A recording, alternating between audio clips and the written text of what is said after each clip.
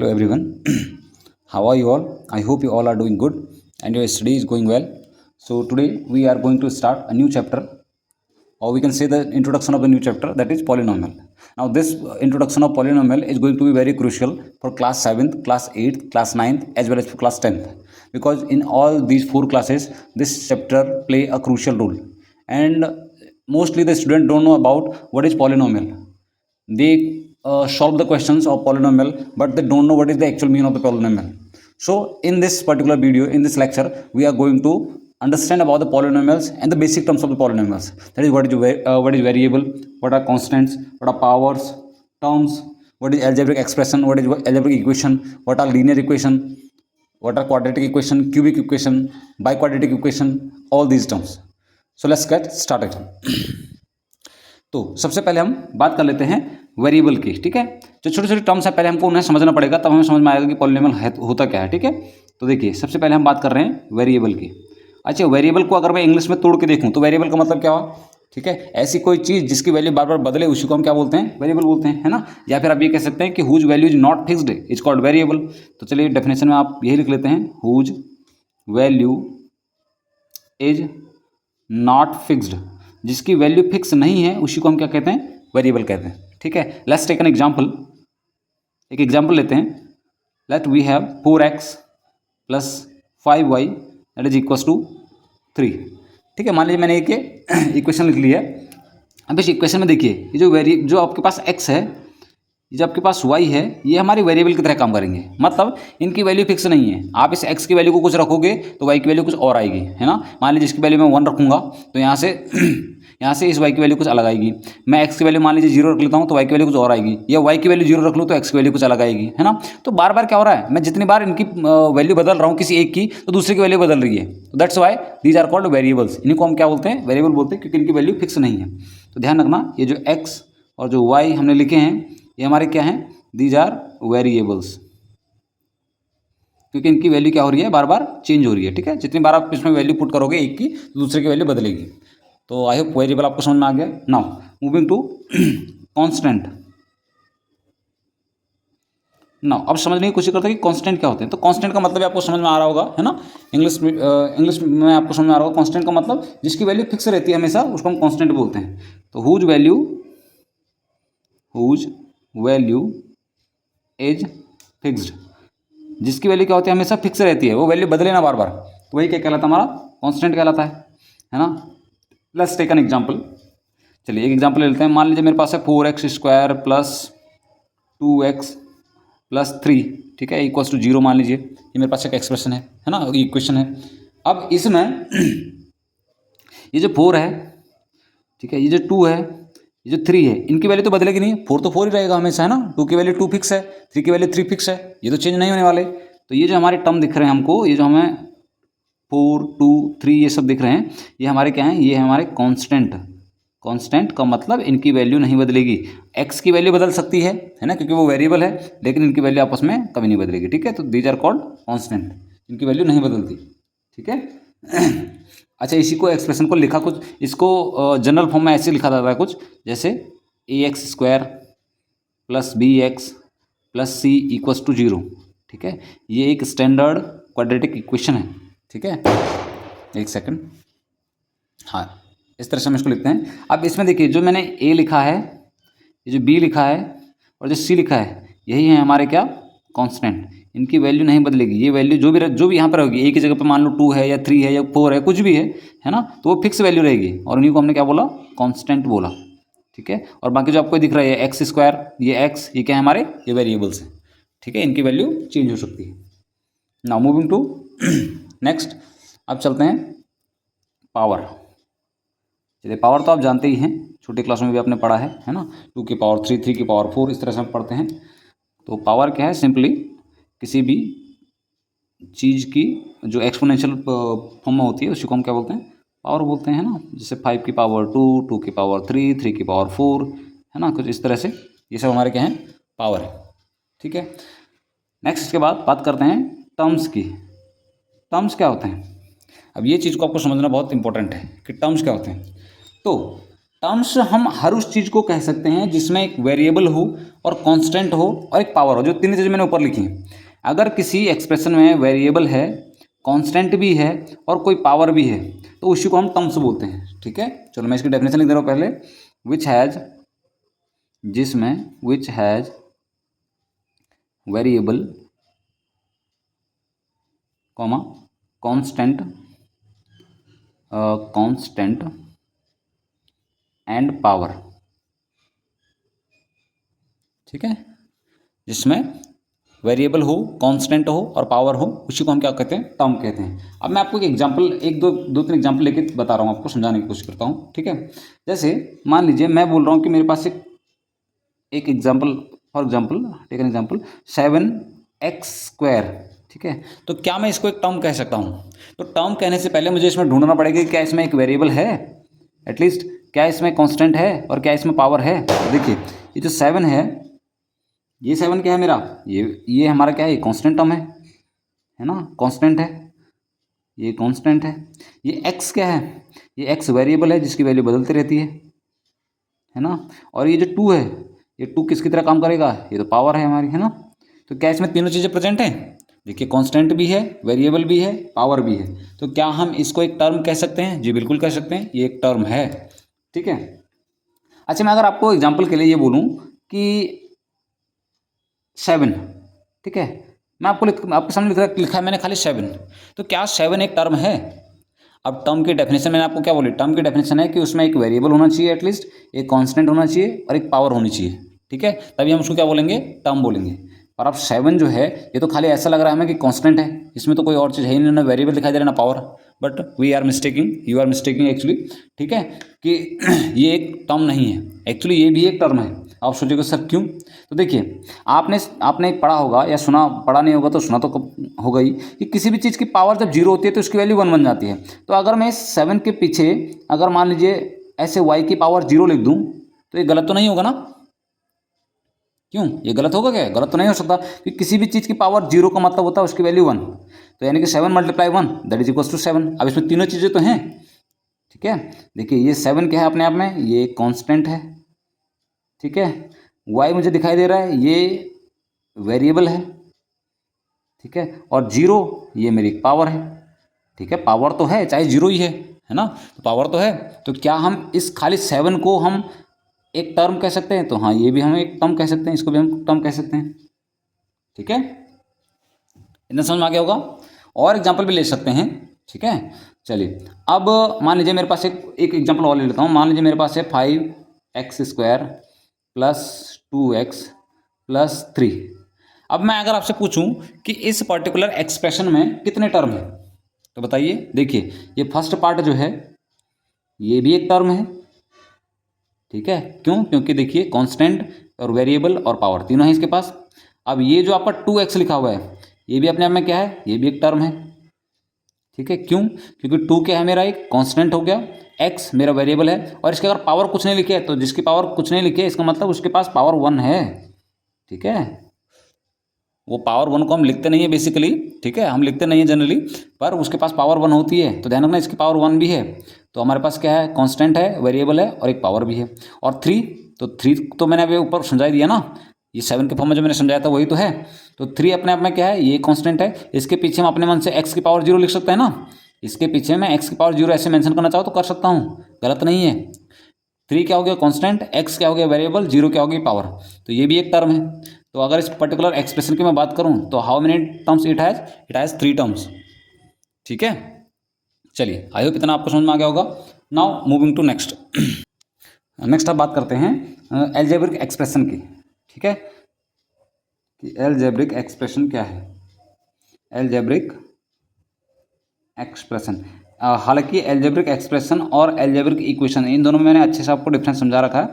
ठीक है, अगर आप क्लास 8 की वीडियो देखोगे लीनियर इक्वेशन 1 वेरिएबल, उस वाले इक्वेशन में भी, और क्लास 7 की जो चैप्टर है हमारे पास, क्लास 7 में हमने किया था एक चैप्टर लीनियर इक्वेशन। ठीक है, तो उसमें भी मैंने समझा रखा है। ठीक है, चलिए अभी यहाँ पर फिलहाल मैं समझा देता हूँ आपको।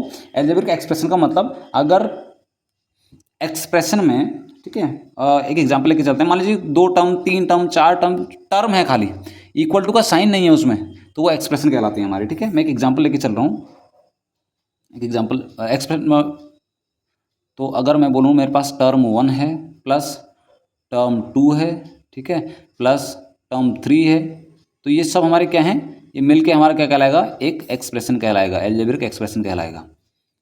ठीक है, एग्जाम्पल लेके चलते हैं। जैसे मान लीजिए मैं कहता हूँ कि 4x² प्लस 5x प्लस 2, मान लीजिए मैंने एक ये, ठीक है, एक्सप्रेशन लिख दी। तो इसमें देखिए ये एक टर्म है, ये दूसरा टर्म है, ये तीसरा टर्म है। इन तीनों टर्मों को हमने आपस में क्या कर दिया, ऐड कर दिया या फिर सब्ट्रैक्ट कर दिया, तो हमारी एल्जेब्रिक एक्सप्रेशन बन गई है। ये हमारी एक एल्जेब्रिक एक्सप्रेशन है, जिस algebraic expression having 3 term, 3 term है इसमें। ठीक है, और भी एग्जाम्पल लिख सकते हैं। जैसे मान लो मैं लिखता हूँ 7x प्लस 2, खाली इतना लिख दिया मैंने, तो ये भी एक एल्जेब्रिक एक्सप्रेशन है जिसमें 2 टर्म है। ठीक है, इसके अलावा अच्छा ध्यान रखिए कि एल्जेब्रिक एक्सप्रेशन में जो टर्म्स हम बोल रहे हैं ना, जो ये टर्म बोल रहे हैं हम, ये टर्म कब बनते हैं, ये टर्म बनते हैं प्लस और माइनस के लगने की वजह से। बीच में अगर प्लस या माइनस लगा है तो उसकी वजह से टर्म बनते हैं। अब अगर मान लीजिए मैं एक लंबा सा टर्म लिख दूं, जैसे मान लीजिए मैं लिखता हूँ 7XYZ सॉरी XYZPQR, मान लीजिए मैंने लिख दीजिए। अब मैं आपसे पूछूं अगर कि इसमें कितने टर्म है, तो ध्यान रखना ये अपने आप में पूरा एक ही टर्म है। ठीक है, दिस होल इज 1 टर्म, ये पूरा का पूरा अपने आप में क्या है, एक टर्म है बस। ठीक है, सिंगल टर्म है ये। और अगर मैं इसको ऐसे लिखता, मान लीजिए 7XY plus 2YZ minus 3AB, मैं अगर इस तरह से लिखता तो देखिए एक टर्म ये है, फिर बीच में प्लस लग गया तो दूसरा टर्म ये है, फिर बीच में माइनस लग गया, फिर तीसरा टर्म ये है। तो it has 3 term, term 1, term 2 and term 3, इसके पास 3 टर्म है। तो इस चीज़ से आपको ध्यान रखना पड़ेगा। ठीक है, आई होप आपकी समझ में एल्जेब्रिक एक्सप्रेशन आ गया है। नाउ अब बढ़ते हैं आगे, अब समझते हैं कि पॉलिनोमियल क्या होते हैं। ठीक है, हम सबसे पहले यही समझते हैं आपको पॉलिनोमियल है क्या। देखिए अब मैं हेडिंग पॉलिनोमियल पर आते हैं। अब जो बेसिकली हमारा चैप्टर की स्टार्टिंग थी, अब उस पर आ रहे हैं हम, क्योंकि हमने बेसिक चीज़ें कुछ समझ ली हैं, तो हम समझते हैं कि पॉलिनोमियल क्या होते हैं।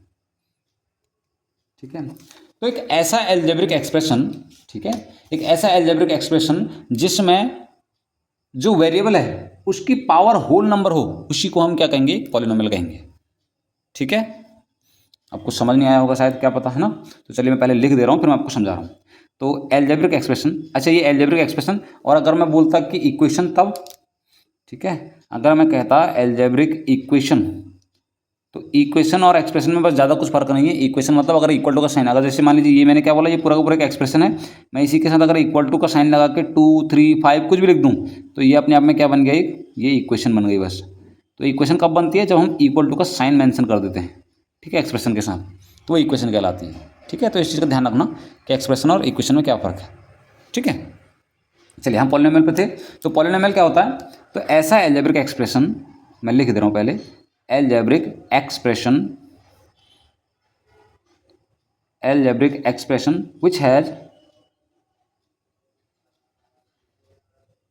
which has the power of variable, जो वेरिएबल की पावर होगी, the power of variable is a, आप इसको होल नंबर कहेंगे, the power of variable is a whole number. ऐसे टर्मों को मिला के जो एक्सप्रेशन बनती है उसको हम पॉलिनोमियल कहते हैं। ठीक है, इसे कहते हैं हम पॉलिनोमियल। अब कुछ एग्जाम्पल लेके चलते हैं। So let's we have an example. मान लीजिए मेरे पास है 5x की पावर 3 प्लस 5x की पावर 2 प्लस 2x की पावर, ठीक है, 1 और प्लस 3, मान लीजिए इस तरह से है मेरे पास कुछ। ठीक है, एक्सप्रेशन। तो देखिए ये पॉलिनोमियल है कि नहीं, ये पूरा का पूरा, इसके लिए आपको चेक करना पड़ेगा कि जो वेरिएबल है हमारा, है ना, जो वेरिएबल है उसकी जो पावर है क्या वो होल नंबर में है। तो देखिए यहाँ पे आपको पावर कितनी दिखाई दे रही है, 3 फर्स्ट वाले टर्म में, तो ठीक है होल नंबर में है पावर। यहाँ पे आपको पावर कितनी दिखाई दे रही है, 2, ये भी होल नंबर में है। यहाँ पे पावर कितनी दिखाई दे रही है, 1, ये भी होल नंबर में है।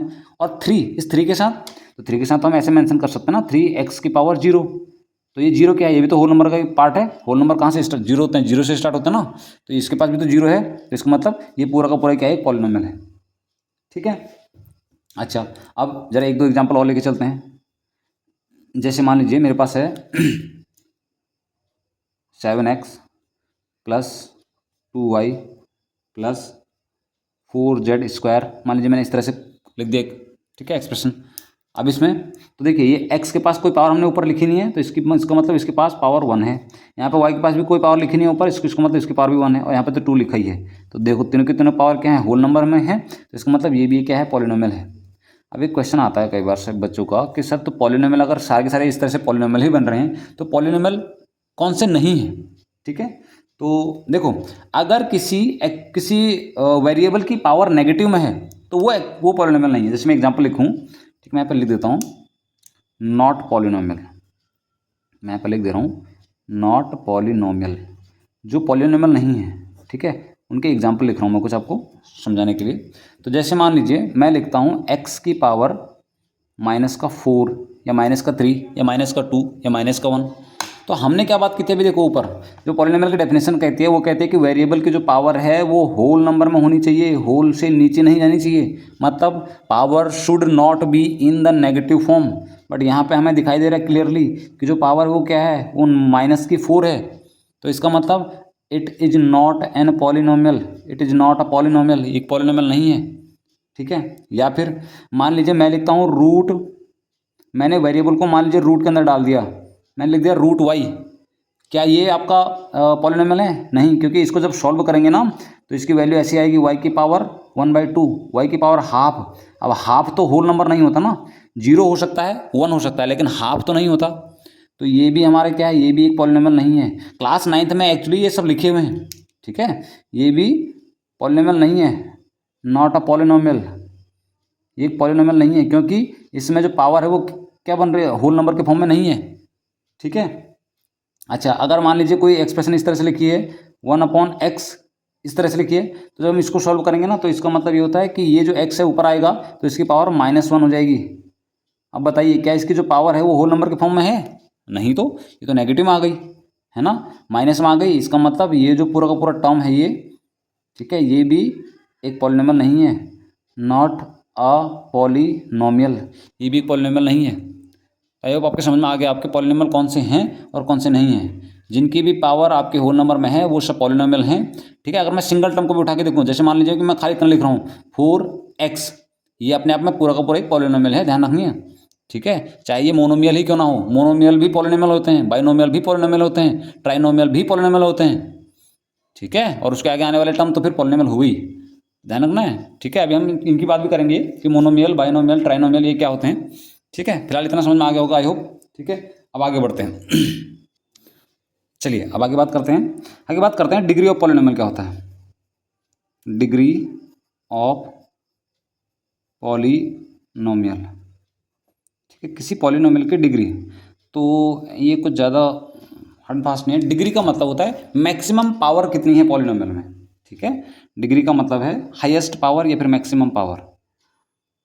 इसका मतलब हुआ मैक्सिमम पावर कितनी प्रेजेंट है टर्म में, ठीक है, पूरे एक्सप्रेशन में, वही हमारा क्या कहलाता है, डिग्री ऑफ द पॉलिनोमियल कहलाता है। जैसे एग्जांपल के लिए एक एग्जांपल लेते हैं, जैसे मान लीजिए मेरे पास है 5x की power 3 plus 3x² plus 2x plus 7। ठीक है, मान लीजिए मेरे पास इस तरह से एक एक्सप्रेशन दी है मुझे। ठीक है, अब मुझसे पूछा जाए, ठीक है, कि इस पर्टिकुलर एक्सप्रेशन में डिग्री कितनी है, पॉलिनोमियल जो है ये हमारा पूरा का पूरा, इसकी डिग्री कितनी है। तो ध्यान रखना, डिग्री का मतलब मैंने आपको बता दिया, degree means maximum power of the polynomial. इस पूरे पॉलिनोमियल में ढूंढिए मैक्सिमम पावर कितनी है। तो सबसे ज़्यादा पावर तो मुझे यहाँ पे दिखाई दे रही है ना, x की पावर 3 है, यही तो है मैक्सिमम पावर। तो ये जितनी पावर लिखी है वही डिग्री होती है, तो इसका मतलब इसकी डिग्री कितनी हुई, 3। ठीक है। अच्छा, एक एग्जांपल और लेके चलते हैं। जैसे मान लीजिए मेरे पास है 7n² प्लस 5n प्लस 2। अब इसमें तो मैक्सिमम पावर मुझे कितनी दिखाई दे रही है, मैक्सिमम पावर मुझे n की, इस वेरिएबल की पावर 2 दिखाई दे रही है, तो इसकी डिग्री भी कितनी हो जाएगी, इसकी डिग्री हो जाएगी 2। ठीक है, छोटा सा टर्म था, समझ में आ गया होगा I hope. Degree of the polynomial मतलब maximum power in the expression. Polynomial के अंदर जो सबसे मैक्सिमम पावर है वही हमारी क्या है, डिग्री ऑफ द पॉलिनोमियल है। ठीक है, अच्छा इसके बाद बात करते हैं zeros of the polynomial, zeros of polynomial. जो पॉलिनोमियल है उसका जीरोज का क्या मतलब है? अच्छा, तो इसका मतलब ये है कि वेरिएबल की वो वैल्यू, ठीक है ध्यान से सुनिए, वेरिएबल की वो वैल्यू जो पूरे एक्सप्रेशन को या पूरे पॉलिनोमियल की वैल्यू को जीरो बना दे, वही कहलाता है जीरो ऑफ द पॉलिनोमियल। ठीक है, मैं लिख दे रहा हूँ जरा पहले, तो value of variable which make the polynomial zero, जो पूरे पॉलिनोमियल को क्या बना दे, जीरो बना दे, which make the polynomial zero.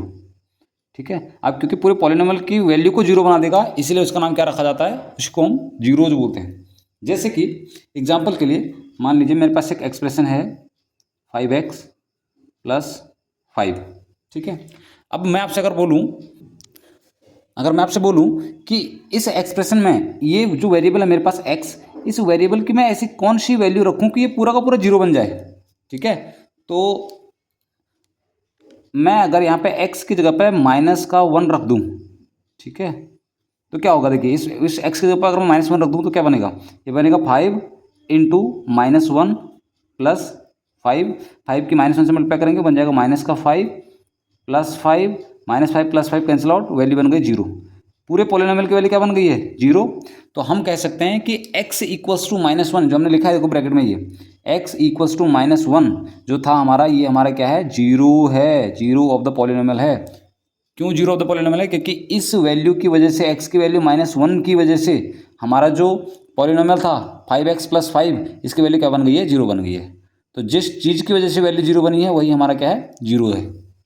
ठीक है, चलिए एक एग्जांपल और समझा देता हूँ आपको मैं। जैसे कि मान लीजिए मेरे पास है 3x - 3। ठीक है, कुछ और भी लिख सकते थे वैसे। तो देखिए मैं x की वैल्यू ऐसी क्या रखूं कि मेरा ये पूरा एक्सप्रेशन जीरो बन जाए। तो x की वैल्यू अगर मैं +1 लूँ, ठीक है, x = अगर मैं +1 ले लूँ तो मेरी वैल्यू पूरी जीरो बन जाएगी। कैसे, 3 x के ऊपर मुझे क्या लिखना है, 1, तो हो गया मल्टीप्लाई बाय 1 माइनस का 3 बन जाओ, दैट इज 3 -3 प्लस माइनस आपस में कैंसिल आउट हो गए, वैल्यू बन गई जीरो। किस वैल्यू की वजह से पूरे एक्सप्रेशन की वैल्यू जीरो बनी, वो इस वैल्यू की वजह से बनी। कौन सी वैल्यू थी, x = -1, x = +1। ठीक है, तो इस वैल्यू की वजह से पूरे वैल्यू की जीरो पूरे एक्सप्रेशन की वैल्यू, पूरे पॉलिनोमियल की वैल्यू जीरो बन गई, इसलिए x = 1 ये हमारा क्या है, एक जीरो ऑफ द पॉलिनोमियल है। ठीक है, आई होप आपको इतना समझ में आ गया होगा। Now moving to next.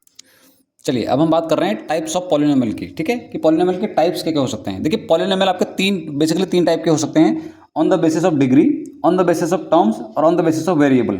ठीक है, डिग्री के बेसिस पे हमारे पास constant polynomial, linear polynomial, quadratic polynomial, उसके अलावा क्यूबिक पॉलिनोमियल, और अगर पावर 4 वाली हुई तो उसको बाई क्वाड्रेटिक पॉलिनोमियल भी कहेंगे।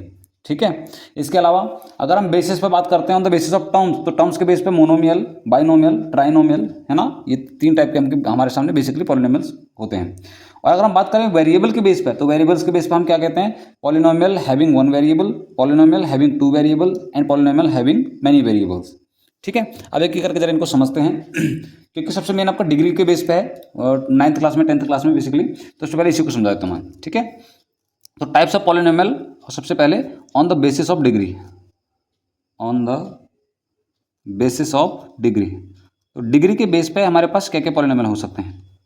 ठीक है, तो सबसे पहले जो आपका पॉलिनोमियल होता है उसको हम कहते हैं कांस्टेंट पॉलिनोमियल। कांस्टेंट पॉलिनोमियल, भाई कांस्टेंट पॉलिनोमियल कौन से हुए, तो ऐसे पॉलिनोमियल जिनकी डिग्री जीरो होती है उनको हम कांस्टेंट पॉलिनोमियल कहते हैं। ठीक है, मैं लिख दे रहा हूँ हैविंग डिग्री जीरो, जिनकी डिग्री क्या होगी, डिग्री समझ में आ रही है ना, मैक्सिमम पावर की बात कर रहे थे हम, हैविंग डिग्री जीरो, जिनमें डिग्री जीरो होगी उन्हीं को हम क्या कहेंगे, कांस्टेंट पॉलिनोमियल कहेंगे। एक एग्जांपल लेके चल रहा हूँ मैं, जैसे मान लीजिए मैंने लिखा 7, मैंने लिखा 5, मैंने लिखा 2। ठीक है, ये सब के पास क्या है, डिग्री जीरो है ना। मैंने आपको अभी थोड़ी देर पहले बताया था ना कि इसको हम क्या लिख सकते हैं, जैसे 7x की पावर जीरो ऐसे लिख सकते हैं, 5m की पावर जीरो लिख सकते हैं, 2p की पावर जीरो लिख सकते हैं, है ना। तो इन सब में क्या है, देखो वेरिएबल जो है, वेरिएबल की पावर क्या है हमारे पास, 0 है, इसीलिए हम इसको क्या बोलते हैं, कांस्टेंट पॉलिनोमियल कहते हैं, क्योंकि यहाँ पे डिग्री क्या है, 0 है। ठीक है, आई होप आपको समझ में आ गया होगा। नाउ सेकंड अगर हम बात करें तो हमारे पास होती हैं लीनियर पॉलिनोमियल्स। लीनियर पॉलिनोमियल्स, तो लीनियर पॉलिनोमियल्स क्या हुई, ऐसे पॉलिनोमियल जिनकी डिग्री क्या हो, जिनकी डिग्री आपकी 1 हो। ठीक है, लिख दे रहे हैं हैविंग डिग्री 1, जिनकी डिग्री 1 होगी उनको हम क्या कहेंगे, कांस्टेंट पॉलिनोमियल कहेंगे, ओ सॉरी लीनियर पॉलिनोमियल कहेंगे। जैसे एग्जांपल के लिए कुछ एग्जांपल लेके चलते हैं। जैसे मान लीजिए मेरे पास है x+1, ठीक है, या मैं लिख दूं मान लीजिए 4m+7। ठीक है, तो मुझे दिखाई दे रहा है ना, जो वेरिएबल है, देखिए वेरिएबल क्या है, x है, इसकी पावर ऊपर कुछ नहीं लिखी, इसका मतलब इसकी पावर कितनी है, 1 है। यहाँ 4m लिखा हुआ है, इसका मतलब m के ऊपर कोई पावर नहीं है, मतलब ये जो वेरिएबल है m, इसके ऊपर कोई पावर नहीं है, इसका मतलब इसकी पावर कितनी होगी, 1 होगी, है ना। तो जिनकी पावर 1 होती है उनको हम क्या कहते हैं, लीनियर पॉलिनोमियल कहते हैं। ठीक है, उसके बाद थर्ड अगर हम बात करें तो हमारे पास होती है क्वाड्रेटिक पॉलिनोमियल। क्वाड्रेटिक पॉलिनोमियल, अब क्वाड्रेटिक पॉलिनोमियल का मतलब आपको समझ में आ गया होगा, है ना, जिसकी डिग्री 2 हो, ऐसा एक्सप्रेशन हैविंग डिग्री 2, जिनकी डिग्री 2 हो उनको हम क्या कहेंगे, क्वाड्रेटिक पॉलिनोमियल कहेंगे। एक एग्जांपल लेके चलते हैं। एग्जांपल के लिए जैसे मैं बोलूँ आपको कि 2x² + 3, या एग्जांपल लेके चलूँ मैं, जैसे मान लीजिए मैं बोल रहा हूँ x² + 3x। ठीक है, तो दोनों ही सिनेरियो में मुझे दिख रहा है कि मैक्सिमम पावर जो है हमारे पास वो कितनी है, 2 है ना, यहाँ पे 2 पावर है। तो जिन भी पॉलिनोमियल्स की डिग्री मैक्सिमम पावर मतलब 2 हो उनको हम क्या कहते हैं, क्वाड्रेटिक पॉलिनोमियल कहते हैं। ठीक है, इसके अलावा क्यूबिक पॉलिनोमियल होते हैं, क्यूबिक पॉलिनोमियल। अब क्यूबिक पॉलिनोमियल का मतलब भी आपको समझ आएगा, क्यूब मतलब जिसकी मैक्सिमम पावर 3 हो, है ना, यानी कि हैविंग डिग्री 3, जिनकी डिग्री 3 हो। एग्जाम्पल लेके चलते हैं कुछ, जैसे मान लीजिए मैं लिखता हूँ 8x⁻3, या मैं लिखता हूँ 7m⁻3 + 8x² + 5n, मान लीजिए लिखा मैंने। तो मुझे दिख रहा है यहाँ पे मैक्सिमम पावर कितनी है, 3, मैक्सिमम पावर कितनी है, 3। तो ये कौन से हमारे पॉलिनोमियल हुए, ये हुए हमारे क्यूबिक पॉलिनोमियल। ठीक है, मैक्सिमम पावर कितनी है, 3 है। अच्छा, इसके अलावा हालांकि अब 10th क्लास के सिलेबस तक बस यहीं तक है, पर फिर भी मैं आपको एक और समझा दे रहा हूँ। अगर मान लो किसी पॉलिनोमियल की डिग्री 4 हो गई तो उसको हम क्या कहेंगे, तो उसको हम कहते हैं by quadratic polynomial. By quadratic polynomial, तो समझ में आ रहा होगा, बाई मतलब 2, क्वाड्रेटिक मतलब पहले से पावर 2 थी ना, तो 2 के ऊपर और 2 पावर जुड़ गई है, तो इसलिए हमने उसको बोल दिया बाई क्वाड्रेटिक पॉलिनोमियल। ठीक है, आप लिख भी सकते हैं हैविंग डिग्री 4। तो ऐसे पॉलिनोमियल जिनकी डिग्री कितनी हो, 4 हो, हैविंग डिग्री 4। एग्जाम्पल भी लिख सकते हैं, जैसे मान लीजिए मैं लिखता हूँ 2y⁴ + 3, या मैं लिखता हूँ 3t⁴ - 8t², कुछ भी लिख सकते हैं ऐसे, +8, है ना। बस मुझे केवल फोकस करना है मैक्सिमम पावर पर। मैक्सिमम पावर कितनी है, 4 है, मैक्सिमम पावर कितनी है, 4 है, तो इसका मतलब ये बाई क्वाड्रेटिक पॉलिनोमियल है। ठीक है, तो ये तो था हमारा पॉलिनोमियल का classification on the basis of degree. ठीक है, on the basis of degree. चलिए अब आगे मूव करते हैं, on the basis of terms समझते हैं कि पॉलिनोमियल कितने टाइप के हो सकते हैं। चलिए अब पॉलिनोमियल समझते हैं, polynomial on the basis of terms. ठीक है, कि टर्म्स के बेस पे पॉलिनोमियल क्या क्या हो सकता है। टर्म्स मतलब कितने टर्म्स में प्रेजेंट है। तो सबसे पहले हम बात करते हैं कि अगर किसी पॉलिनोमियल में एक ही टर्म हो तो उसको हम मोनोमियल कहते हैं। ठीक है, ये बेसिकली 7th 8th क्लास की क्लास में उनके एनसीईआरटी की बुक में ये मेंशन है अच्छे से। ठीक है, मोनोमियल की डेफिनेशन। तो मोनोमियल क्या है, पॉलिनोमियल, हम इसको लिख सकते हैं इसकी definition, polynomial having only one term. ठीक है, ऐसा पॉलिनोमियल जिसमें केवल एक टर्म हो उसको हम मोनोमियल का नाम देते हैं। जैसे एग्जांपल के लिए एग्जाम्पल मस्ट है ना, बिना एग्जाम्पल के तो समझ ही नहीं आता। तो 3 मान लीजिए 3x² y z, तो ये एक ही है। मैंने आपको बोला था ना कि अगर सब मल्टीप्लाई में बीच में कोई प्लस और माइनस का साइन नहीं है तो अपने आप में एक ही टर्म है ये, और एक टर्म है तो मोनोमियल है ना। या फिर जैसे मैं लिख देता हूँ, मान लीजिए माइनस और ये 9x, ठीक है, या फिर मैं लिख देता हूँ मान लीजिए 6, तो ये सब क्या है, ये आपस में एक एक टर्म वाले क्या हैं, मोनोमियल हैं, ठीक है। ये हैं पॉलिनोमियल लेकिन एक टर्म वाले हैं, तो इसलिए हम इनको मोनोमियल बोल देते हैं, ठीक है। अच्छा, अब अगर मान लीजिए किसी में 2 टर्म है तो बाइनोमियल कहलाएगा। फिर बाइनोमियल, बाइनोमियल क्या होते हैं, ऐसे पॉलिनोमियल जिनमें 2 टर्म हो। तो पॉलिनोमियल हैविंग 2 टर्म्स, जिनमें कितने टर्म हो, कम से कम 2 टर्म हो। जैसे कि एग्जाम्पल मान लीजिए हमारे पास है 5x-1, ठीक है, या मेरे पास है 3xyz + 2ab। तो ये कितने हैं, देखो एक टर्म ये है और एक टर्म ये है, टोटल मिला के हो गए हमारे पास 2 टर्म, है ना, 2 टर्म हो गए। यहाँ पे भी देखिए एक टर्म ये है, एक टर्म ये है, मिलके हो गए 2 टर्म। तो 2 टर्म वाले हैं, इसलिए हमने क्या बोल दिया, बाइनोमियल, ठीक। नाउ थर्ड अगर बात करें तो बात करते हैं ट्राइनोमियल की। तो ट्राइनोमियल क्या होंगे, ऐसे पॉलिनोमियल जिनके पास कम से कम 3 टर्म हो, है ना। तो polynomial having 3 terms, having 3 terms, जिनके पास 3 टर्म हो। एग्जाम्पल लेके चलते हैं। अच्छा, जैसे मैं एग्जाम्पल में लिख दूँ, मान लीजिए a + b + c, 3 टर्म वाला है ये, ठीक है। ध्यान रखना, एक टर्म अपने आप में a है, एक टर्म b है, एक टर्म c है, क्योंकि बीच में प्लस का साइन लग गया ना। मैंने आपको बोला था प्लस या माइनस जैसे लग गया बीच में, समझ लो टर्म अलग अलग होने लग गए अब, ठीक है।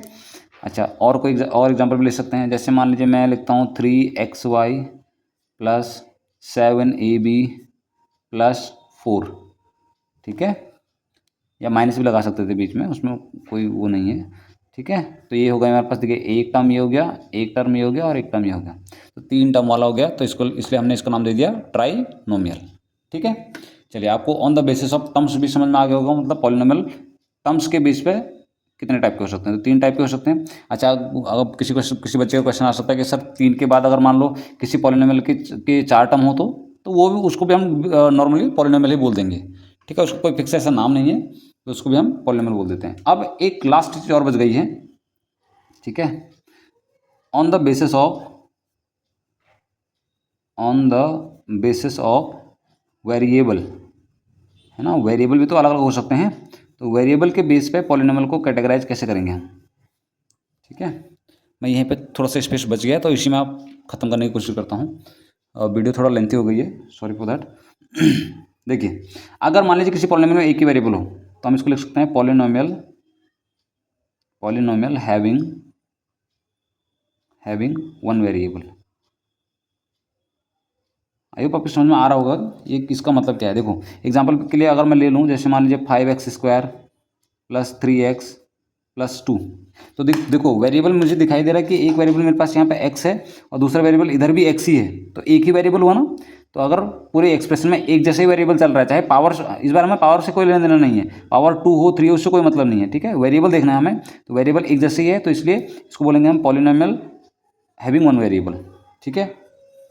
ऐसे आपका दूसरा हो सकता है पॉलिनोमियल हैविंग 2 वेरिएबल। तो भाई सीधी सीधी बात है, जिस पॉलिनोमियल में कम से कम 2 वेरिएबल हों वो हमारा पॉलिनोमियल हैविंग 2 वेरिएबल का रहेगा। जैसे 5x² + 3y - 7, मान लीजिए ये लिख दिया मैंने। तो मुझे अब यहाँ पे ये दिखाई दे रहा है, देखिए कि एक वेरिएबल तो मेरे पास x है, ठीक है, दूसरा वेरिएबल मेरे पास यहाँ पे क्या है, y है, तो 2 वेरिएबल हो गए। 2 वेरिएबल होने की वजह से हमने इसको बोल दिया पॉलिनोमियल हैविंग 2 वेरिएबल। और एक लास्ट, ऐसे ही आपका 2 से ज़्यादा वाला भी हो सकता है, तो हम लिख सकते हैं इसको पॉलिनोमियल हैविंग, अब 3 तो हम लिखते नहीं है बेसिकली, तो हम इसको हैविंग मैनी वेरिएबल लिख देते हैं, हैविंग मैनी वेरिएबल। अब एक्सप्रेशन जिसमें दो से ज़्यादा आपके क्या हो वेरिएबल हो, उसको हम polynomial having three many variable बोल देंगे। ठीक है, एग्जांपल के लिए जैसे मान लीजिए मैं लिखता हूँ 5t minus 3m minus A B, ठीक है, या 7ab लिख दीजिए। ठीक है, प्लस 4x। तो इस तरह से मुझे दिख रहे हैं कि यहाँ पे बहुत सारे वेरिएबल हो गए, एक वेरिएबल t है, एक वेरिएबल m है, एक दो वेरिएबल मेरे पास यहाँ पे a b हो गए, एक वेरिएबल मेरे पास x हो गया है ना। तो बहुत सारे आपके वेरिएबल हो गए, इसलिए हमने इसको बोल दिया पॉलिनोमियल हैविंग मैनी वेरिएबल। ठीक है, तो ये था हमारा पूरा का पूरा पॉलिनोमियल का इंट्रोडक्शन। अच्छा, अगर आप ये इंट्रोडक्शन आपको समझ में आ गए हाउ, तो अब आप क्वेश्चन जो अगर क्लास 7th वाले हैं तो आप आराम से अपने एक्सरसाइज को बना सकते हैं, आपको कोई दिक्कत नहीं होगी। जो भी क्वेश्चन आपको इसके रिगार्डिंग होंगे सारे के सारे आपको समझ में आ जाएंगे। अगर आप बिलोंग करते हैं क्लास 8th से तब भी आप पूरी एक्सरसाइज बना सकते हो, क्लास 9th के हों चाहे क्लास 10th के हों, सब इसको सॉल्व कर सकते हैं आप। ठीक है, और ये बेसिक पढ़ना बहुत ज़रूरी है, class 7th 8th 9th 10th चारों क्लासों के लिए बेसिक समझ में रहेगा, है ना, तो आपको आराम से पूरा चैप्टर समझ में आ जाएगा। ठीक है, चलिए अब जो क्लास 10th है उसमें उसका जो चैप्टर है हमारा चैप्टर नंबर 2 पॉलिनोमियल, अब उसके एक्सरसाइज को सॉल्व करेंगे नेक्स्ट वीडियोज़ में। ठीक है, तब तक अपनी पढ़ाई जारी रखिए और मिलते हैं नेक्स्ट वीडियो में। ठीक है, बाय बाय।